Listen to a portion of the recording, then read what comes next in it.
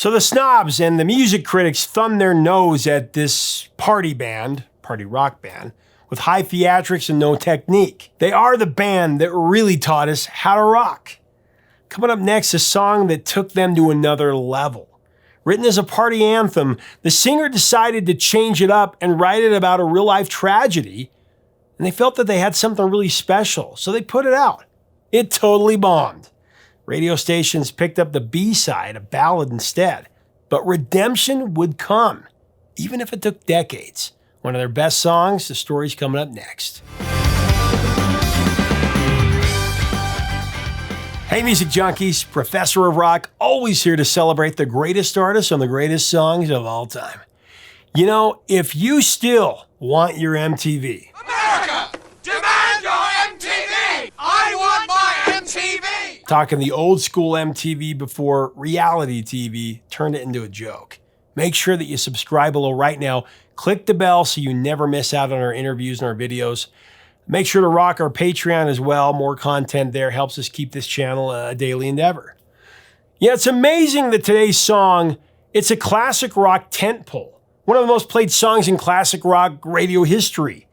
It's a signature song from one of rock's greatest bands. Yet it never charted. It was considered a commercial disappointment for sure. I'm talking about Detroit Rock City by Kiss.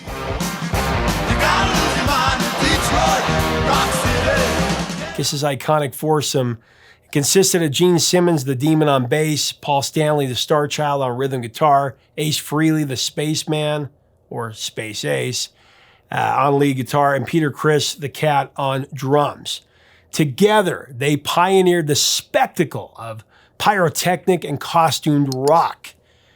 You know, the appeal of Kiss has always been first and foremost their live performances, with painted faces, over-the-top outfits, fire-breathing guitars, all of it served up with some seriously hard-rocking anthems. It's rock entertainment at its finest. I mean, just ask them.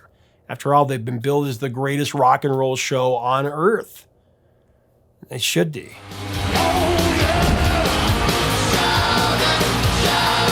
In just over a year's time, Kiss released their first 3 albums. The self-titled Kiss, that came in 74, Hotter Than Hell came in 74 as well, and Dressed to Kill in 75. However, hit singles were lacking on all 3 of these albums. Even the now legendary Rock and Roll All Night stalled at number 68 on the Hot 100. At least the original version did.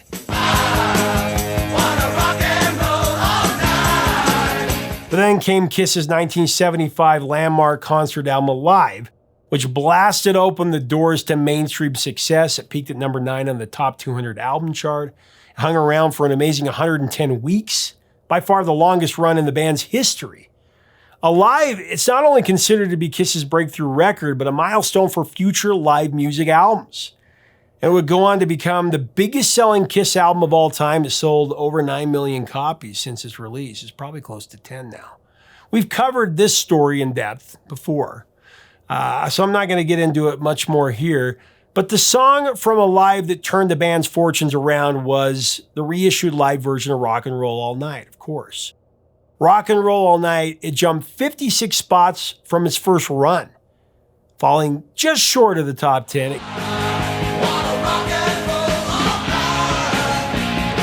Came in at number 12 in November of 75. The band's live presence on the song clearly seemed to make the difference here.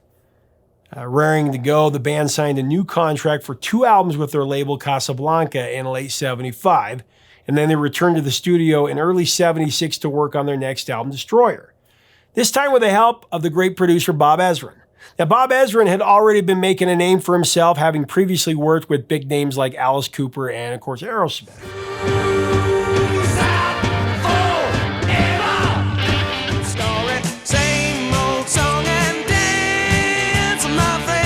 As the story goes, though, one day in 1975, Bob Ezrin was walking up the stairs on his way to an interview with Toronto's City TV. At the same time, the members of Kiss were walking down the stairs. Ezrin introduced himself to the band, who were, of course, hard to miss. After briefly chatting and before walking away, he offered up, "If you ever need any help, call me." Now, Bob Ezrin first became interested in Kiss after they released Dressed to Kill in March of '75. Said Bob Ezrin, "I saw him play in an arena in Ann Arbor, Michigan, and the place was only half full, but everybody in the joint was on their feet from the time the band started, really until the show was over." Ezrin also noticed two other things about this particular show. One, everybody there knew the words to all of the songs, every one of them. And number two, the audience was almost all teenage boys. There were hardly any girls inside. Ezrin thought to himself, this is an opportunity. If they could just get to the girls, this would be the biggest band in the world. Anyway, that show put Kiss on his radar. A couple of months after the Stairway run-in, Kiss manager Bill Alcoin, he called up Ezrin to see if he'd still like to work with the band. Not surprisingly, he, of course, accepted the offer. The band, for their part, believed that Ezrin was the ideal candidate to take their sound to 11. They also believed that he could help them to continue to build on the commercial success that they had achieved with their album, the Alive album. Kiss had already written and recorded a 15-song demo just prior to Ezrin coming on board. And, they were pretty excited about these songs.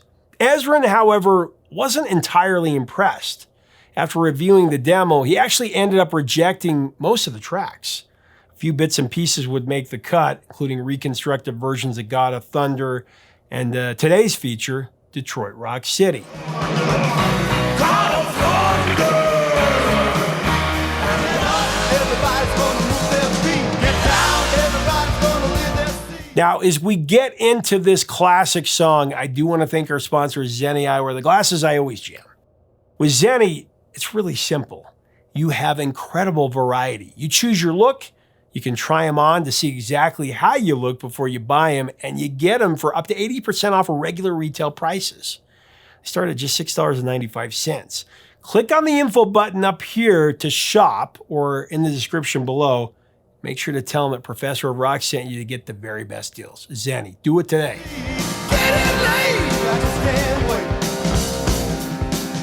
Ezrin took his role very seriously with Kiss. He wasn't going to settle for anything he believed wasn't up to snuff. As part of his process, he also established a strict disciplined work regimen for the band.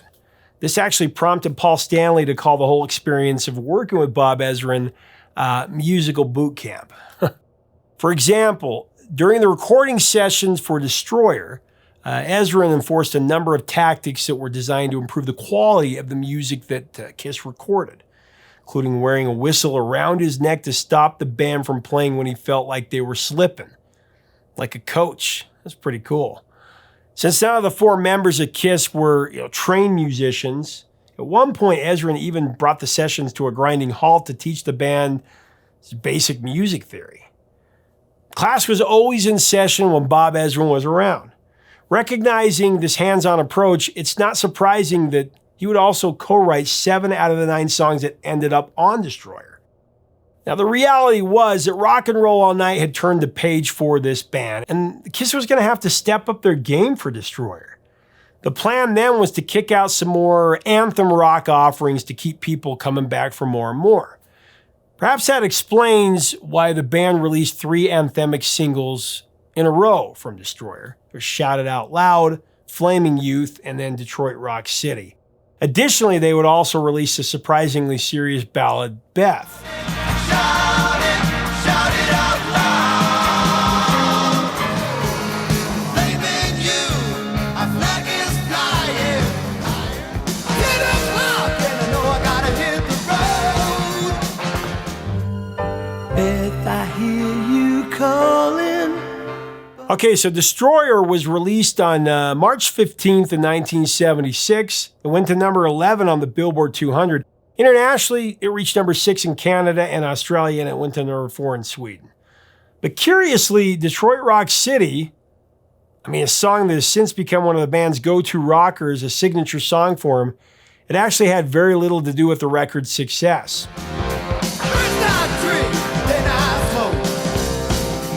Paul Stanley actually began writing Detroit Rock City as a tribute to the music scene in Detroit. Like I mentioned earlier, it was one of the few songs from the band's demo tape, where they had those 15 songs that were mostly rejected. Bob Ezrin gave it a seal of approval. So according to Stanley, he already had the basic riff of the song. You know, the get up, get down part.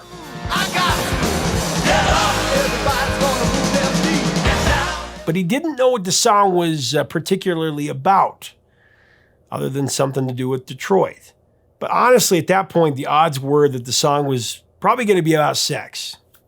However, sex was a topic that Bob Ezrin wanted the band to scale back on. Thinking back to his initial Kiss concert experience, he really wanted to help the band draw in a larger audience beyond the teenage boys demographic. Said Stanley, Bob Ezrin made a point of trying to get us to stop writing songs about getting laid, which was valid. But he needed to understand that's all we ever did. We had a hard time writing about anything else because we barely had our pants on. But he very much wanted to broaden our writing. End of quote. Okay, that's probably in the TMI department. Too much information. But he did acknowledge, at least Stanley did, that Ezrin had a point. The band definitely needed to branch out thematically. So what did Stanley do? Well, he thought up a morbid alternative. He remembered hearing a story about someone being killed in a car accident while they were on their way to a Kiss concert in North Carolina. I said Stanley about it. And then I remembered on the previous tour, I think it was in Charlotte, somebody had gotten hit by a car and killed outside the arena. And I remember thinking how weird it is how people's lives end so quickly. People can be on their way to something that's really a party and a celebration of being alive and die in the process of doing it. So that became the basis of the lyric, really. A Michigan youth was reported dead at the scene of a head-on collision on Grand Avenue this morning. So for this song, the sexually saturated party anthem lyrics were out, and teenage automotive tragedy was in. Detroit Rock City, which, by the way, barely references Detroit in the song, that would chronicle the fictitious though real-life inspired account of a Kiss concert goer who meets a tragic end while driving to the show.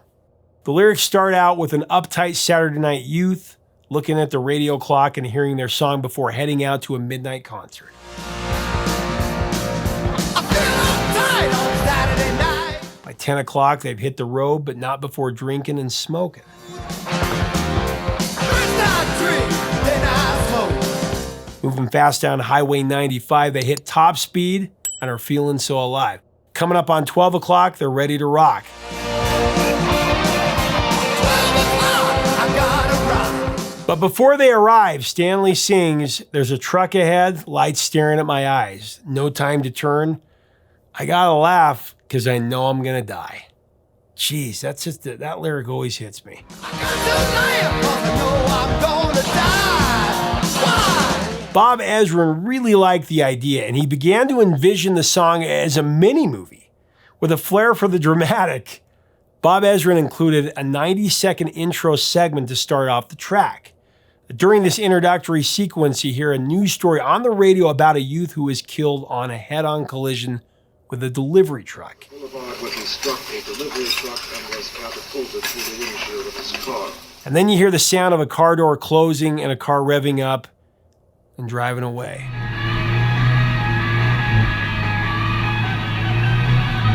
After that, Kiss Rock and Roll All Night briefly plays on the radio.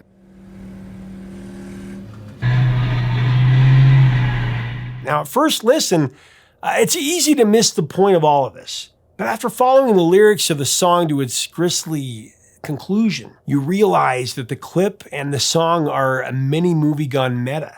That crash on the news report is the same crash that concludes the song. Ezrin even added some supporting sound effects to drive the point home as the track winds down.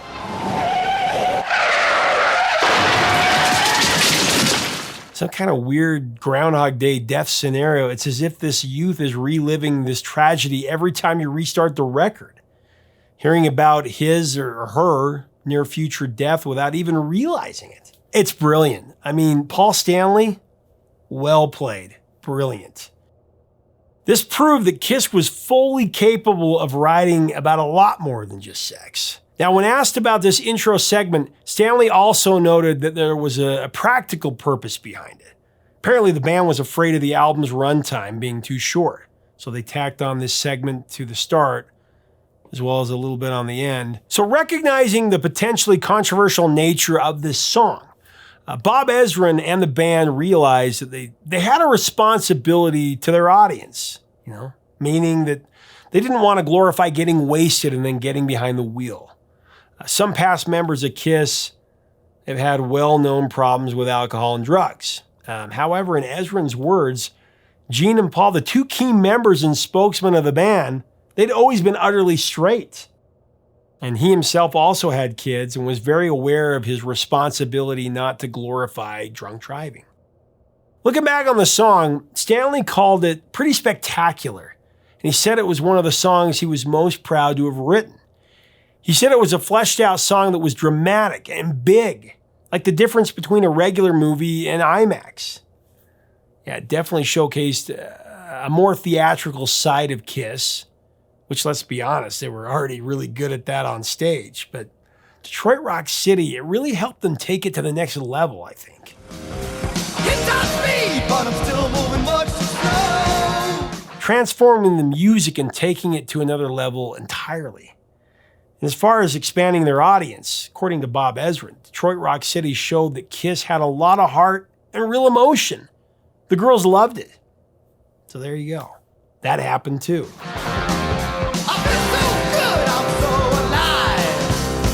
But if it seemed like the song was poised for some serious success, you wouldn't know it by how it fared on the Billboard charts. Detroit Rock City was released as the third single from Destroyer in '76.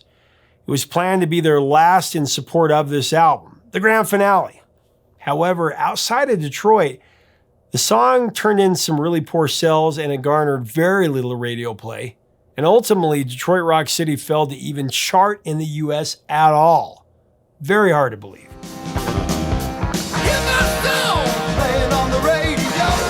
However, in an unexpected plot twist, the B side of Detroit Rock City, a Peter Criss penned ballad called Beth, and that started catching on AM radio of all places.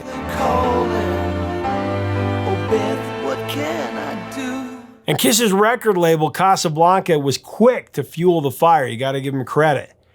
And they made the melancholy love song the fourth single from the Destroyer album. And this meant that Beth was reissued as the A side, and Detroit Rock City was relegated to the B side. One of the best A and B side ever. Beth, what can I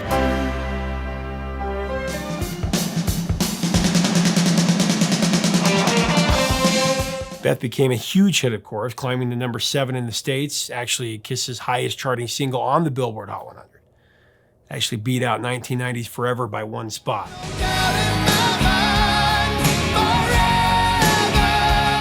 And over time, this became the big story. B-side, a ballad sung by Peter Criss. The band wasn't really high on the song. It became the hit, and the song that the band was pumped about faltered.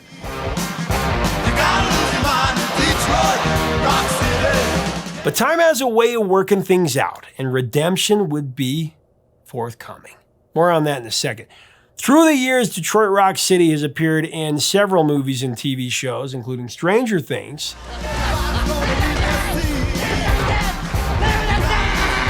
Simpsons, The Dilemma, Gonna leave that seat. You gotta lose your mind in Detroit Rock City. Paul Blart Mall Cop,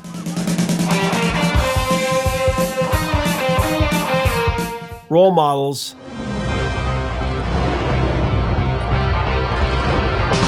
and of course, there's the movie Detroit Rock City, produced by Gene Simmons and released in 1999. It was set in 1978. The film follows a group of teens from Detroit trying desperately to attend a sold-out KISS show in Detroit.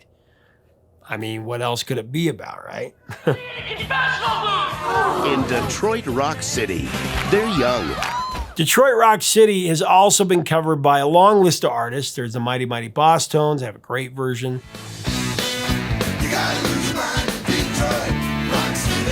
Dee Snider from Twisted Sister, Brian Vander Ark from the Verve Pipe,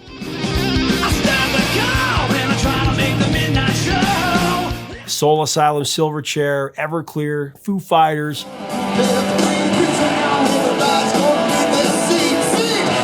Red Hot Chili Peppers, Alice Cooper, Stone Temple Pilots, Kid Rock. The Replacements actually did it. Keith Urban.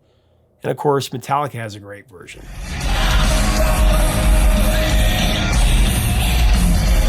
So there you have it. Paul Stanley wrote possibly his best song, and it didn't have commercial success, getting overtaken by the B-side, a ballad that most of the band really didn't like. But regardless of its chart position, or really lack of it, over the long haul, it hasn't really mattered that Detroit Rock City didn't chart. Detroit Rock City has actually surpassed Beth. It's proven to be an eternal fan favorite. It's actually the third most streamed Kiss song on Spotify and YouTube, coming in just behind I Was Made for Loving You and Rock and Roll All Night.